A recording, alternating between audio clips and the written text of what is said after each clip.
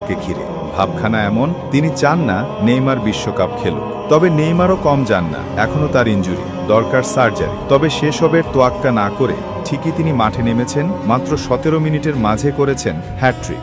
আর এই হ্যাট্রিক করে coach Carlo আনচেলোত্তিকে যেন বুঝিয়ে দিতে চাইলেন, তোমার এই অযথা নাটক বন্ধ করো। আমি এখনো ইনজুরি নিয়ে যা করতে পারি, তোমার কথিত সুস্থ খেলোয়াড়রা সেটা করতে জানে না, তাই তাদের সাথে আমাকে তুলনা দিতে এসো না। নেইমারটা বড্ড ঘাটতারা, নিজের যা ভালো লাগে তাই করেন, তাতে নিজের ক্ষতি হলেও যেন কিছু আসে যায় না।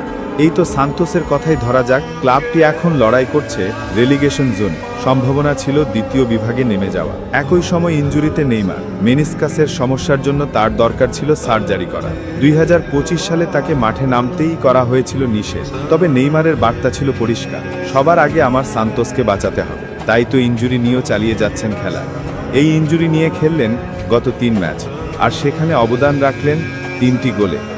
এবার তো ইনজুরি নিয়ে হ্যাট্রিকই করে ফেললেন নেইমার, সবাইকে বুঝিয়ে দিলেন কে তিনি, কি তার যোগ্যতা। আরেকটি ম্যাচ খেলবেন এভাবে ইনজুরি নিয়ে, সেই ম্যাচ জিতলেই হয়ে যাবে, ব্যাস রেলিগেশন এড়িয়ে যাবে সান্তোস।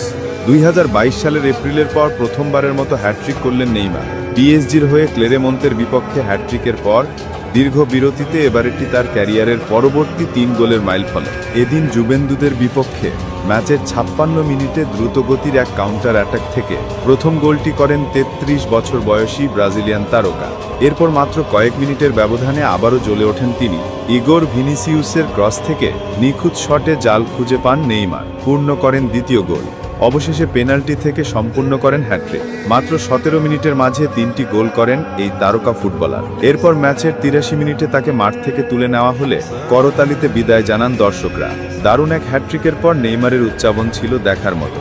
বোঝাই যাচ্ছিল শুধু দলের জয়েই নয়, নিজের পারফরমেন্স ও কোচ কার্লো আনচেলোত্তিকেও দিলেন জানান কি করতে পারেন, সেটা বললেন আরেকবার। সাম্প্রতিক সময় যেন নতুন করে ফিরে পাওয়া নেইমারের সময়। ইনজুরি আর অনিশ্চয়তার ধাক্কা সামলে ব্রাজিলিয়ান এই ফরওয়ার্ড এখন ছন্দে ফিরেছেন দুর্দান্তভাবে। শেষ 4 ম্যাচে তার নামের পাশে 5 গোল, সঙ্গে একটি অ্যাসিস্ট। পরিসংখ্যানই বলছে কতটা প্রভাবশালী তিনি। নেইমারের উজ্জ্বল উপস্থিতিতে সান্তোস টানা 3 ম্যাচে জয় তুলে নিয়েছে, আরেকটিতে ভাগ করেছে পয়েন্ট।